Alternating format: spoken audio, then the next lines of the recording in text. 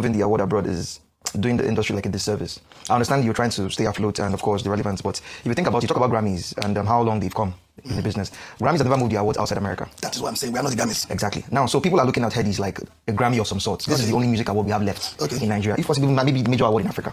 Now, don't you think you're taking it outside Nigeria and outside Africa entirely sort of waters down the impact? How? If you think about it, like, for example, I feel like if you move it around Africa, I think it might be better because it's now, maybe you can give like a Pan-African feel. You're saying what some people say, but I'm just so can you give it a Pan-African feel? When you moving into Canada, America, they have a lot of awards, music awards, BETs, they have they represent us. We're not there anymore. That's what I'm saying. Now, you've seen how the fights for Afrobeat categories have been going abroad. It doesn't even exist anymore. That's what I'm saying. Now, you moving the Headies to Canada, how does it benefit the industry and how does it drive people back to Nigeria?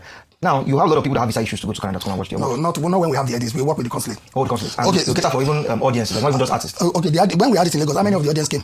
I want to take your question because you are asking questions. You are speaking for a lot of people. Yeah. So I want to answer. I want to take your question one after the other. So don't ask 5 together, please. Let me address one after the other. The first one, don't you think I'm doing the industry a disservice? I want you to tell me how. How I'm doing this, because I think by doing so I'm contributing to the industry. Well, you are. I feel like because people are still going to watch on television anyway. Then they watch on television. People are still going to watch. Here we have economic support, we have infrastructure support. The artists are happy to be there. It's a different kind of experience for them. We have exposure support. All those record companies are looking for them around the world. They come there. The first time Ashake traveled abroad, I did his visa, and he was able to now finish his deal with Empire Music. And I can count 20 other artists like that. That just by having the Headies abroad has actually helped them to be on that global stage, and that is where the money is for them. How much of streaming revenue did they get from Nigeria?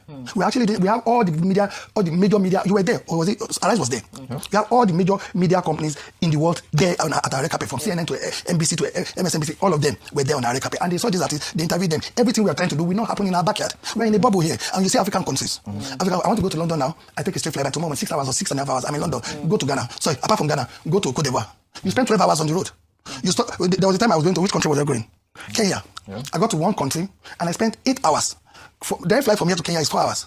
It's more difficult to travel around Africa, and of course you go to where you're wanted, where they say where you are welcomed, where they will treat you like kings. That's where you go to, where they will lay the red carpet. Yeah, Dr. Anima Shaun happens to be the founder of the Headies. Now, the question is, why is the Headies being hosted abroad instead of being hosted in Nigeria or someplace in Africa, in a way of showing Pan-Africanism and all that? But then that's a good and a valid point.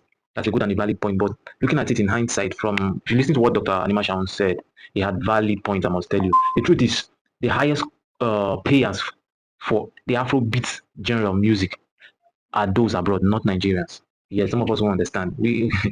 Nigerians, the money generated from streams from Nigeria is not much as compared to that abroad. So what does it mean? That we have, so the attention is being paid more sort of to the abroad market, to the market abroad. Now, if you look at our streaming platforms pay our creators